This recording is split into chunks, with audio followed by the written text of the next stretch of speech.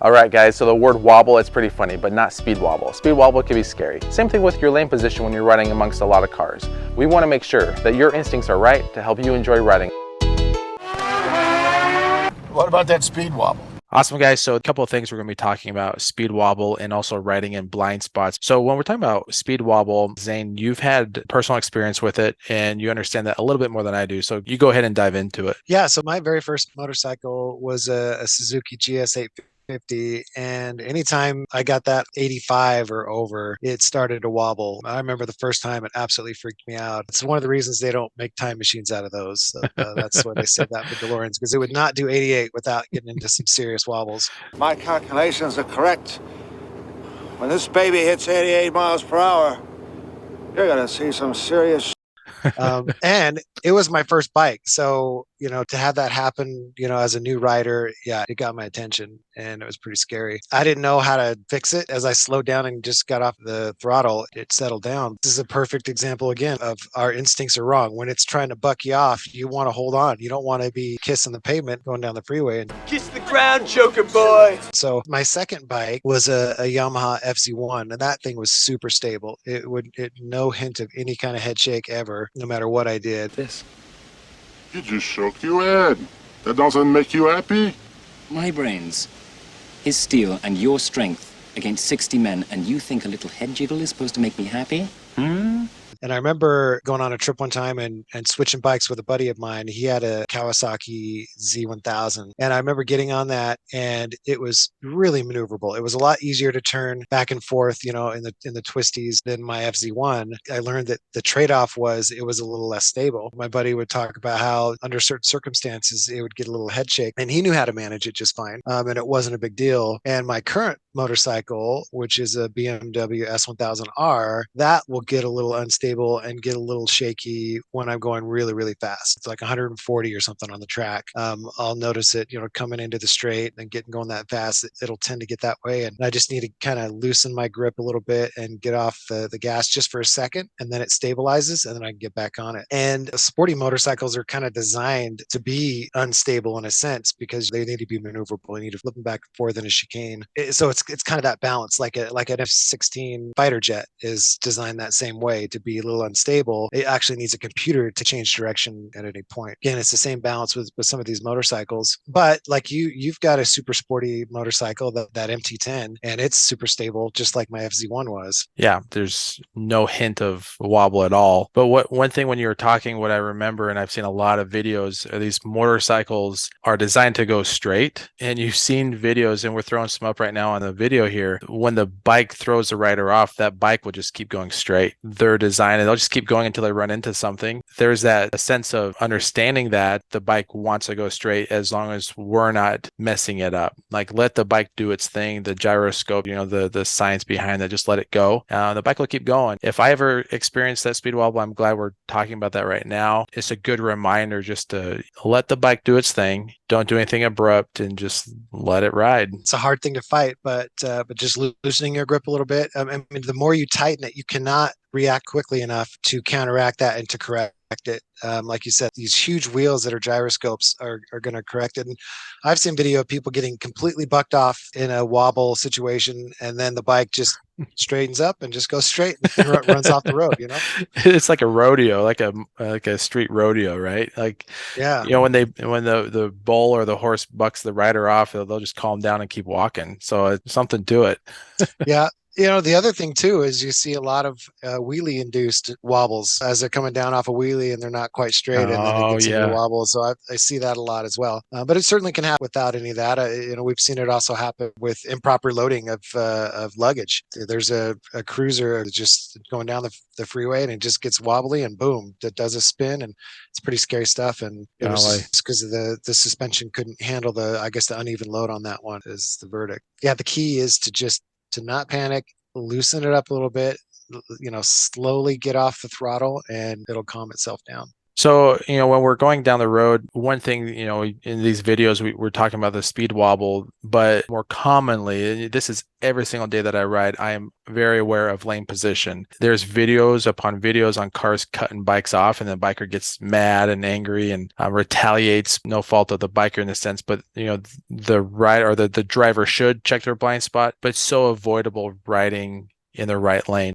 Yeah, I remember having a conversation with a coworker one time, and he made a comment. He said, every single time I get on a motorcycle, somebody cuts me off. And I thought it took me by surprise, because I got to thinking that doesn't happen to me. No. I don't get cut off in a motorcycle really any more than I do in a car. It's not anymore. And I got to thinking, well, why is that? And it's because I am really careful about where I am in a lane, and I want to be able to see the other drivers. And obviously, it can get really complex with multiple lanes, but I want to be able to see, as a general rule, the other drivers' face in their mirror. Hmm. Because if I can see their face, they can just quickly look in their mirror without doing any head checks or anything, and they can see me. We're already at a disadvantage for being really small, and so I want my headlight in their eyes. And Right. I actually ride with my high beams on in the day as well. That's a good I think point. that helps. And obviously, there's aftermarket modulators, and check in your state to see if they're legal. But I think in a lot of places you can get those and even be more visible. But there's no shortage of videos of somebody that's just over on the left in lane position one, slowly passing, creeping up on a vehicle, and then they move into that lane. And the only really times that I do that, unless the situation is more complicated, is if I'm in like the carpool lane and there's a bunch of stop traffic on the right, and I'm moving pretty quickly, a lot faster than they are, then I'll get over to the left. And still, I've got a plan B to, I know they can't see me. I know if somebody wants to dart in there, they're going to do it really quickly, because they're trying to, get out of that traffic. Hmm. And I've got a plan to get over and lane split if I need to. But other than that, I want to be able to see their face in the mirror. And it's counterintuitive. It's one of those things that we're talking about where it feels wrong because you're Yeah. closer to the threat, but it's more important, in my opinion, to be visible and be paying attention and have a plan B, just to be able to bump over and lane split if you need to. But I almost never get cut off on a motorcycle. I always kind of chuckle when I see somebody get upset when they're in lane position one, slowly creeping up on somebody, and they sure enough pull right in front of them. It's like, yeah, you got to expect that. They can't see you. No. And it doesn't matter whose fault it is. It's like getting mad at them. It doesn't do you any good, because if they cause you to wreck, you're the one that's paying all the consequences, whether it's their fault or your fault. It's your leg in a cast or whatever. Right. Only two times, and I've mentioned this to you before, there's only two times that somebody has not abruptly cut me off. It was just they just didn't look. And in a sense, I was not even in their blind spot. I was in their mirror. I had plenty of space. They just didn't even look in their mirror. And yeah, it's just so avoidable. And it's one of those things where we'll have another video in the future, but being just a little aggressive in that lane position and owning that, and understanding that, and getting past that instinct of, oh, I want to be away from the car. I don't want to be close to the car. Going on the freeway, whenever we come up on a semi, I know I've learned this from you, but you pull up to the back of it, you let the traffic pass the semi, and then you just, gun it to get past the semi quick, because there's a pretty good distance there that you have to cover, but we could pass it real quick on bikes. But it's just nice to get away, let the truck driver be more at ease. So just things we'll talk about in the future as well, different things to look out for. Yeah, and one of the reasons we do these videos is so that people can learn from our experience and mistakes. And I think this is one of those things that I just kind of learned organically over time. On my first motorcycle, I got ran off the road by making this mistake. It was a 2-lane highway, so lane going each way.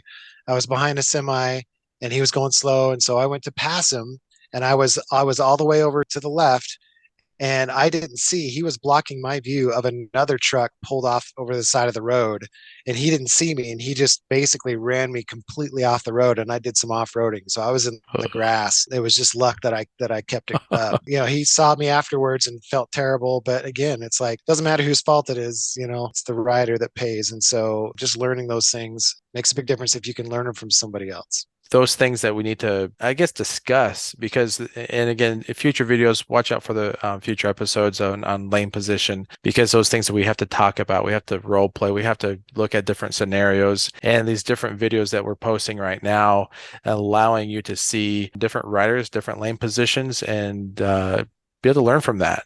And one thing I would just add is the lane position selection, that whole decision process is really complicated, and it really is more of an art than a science. And so kind of just understanding certain principles and how to weigh them, how you want to weigh them, being seen or being able to see up the road, and try to find the most logical balance for the situation you're in at any given moment, which can turn around and do a 180, and you have to make another evaluation. So you're constantly making an evaluation. Okay, am I in the best place? And as you get better at it, I think you'll find that you're not cut off as much. You're not put in situations that make you nervous as much, and you'll learn what that is for you and what makes sense for your riding.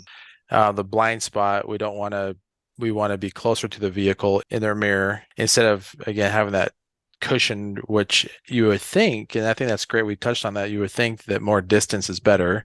The distance between insanity and genius is measured only by success. Because, I get it. If nobody is moving lanes at all, 100% not moving lanes, it would be ideal to be further away. I guess we didn't really talk about the importance of not staying there. There's a lot of videos of people just staying there. They're just like, boom, like in formation, they just stay there. Howard, when I ask you to wait for me somewhere, I expect you to stay there until I come back. Yeah. And I mean, you mentioned it with the semi that we try to get past them as quickly as possible, but yeah, just like not parking. Yep. Yeah. And so, when we're talking about not running in blind spots, if a car is right here and we're pulling up, we want to make sure we hit it, they see us, and then we zip past it pretty quick. We don't want to just settle. We want to be predictable. We want to be moving. I feel like when I'm moving a little bit faster than traffic, I'm more alert when I'm moving past things. I'm moving faster than the other person. Yeah, definitely a good idea not to hang out in a place where you're least visible. All right, guys, part 4 coming at you next week. We're going to be talking about straightening up when you scrape your peg, chopping the throttle when your back end slides out, and also putting your foot down when you slip. Things you don't want to do. We're going to be discussing that next week, so watch out for that, and we'll catch you later.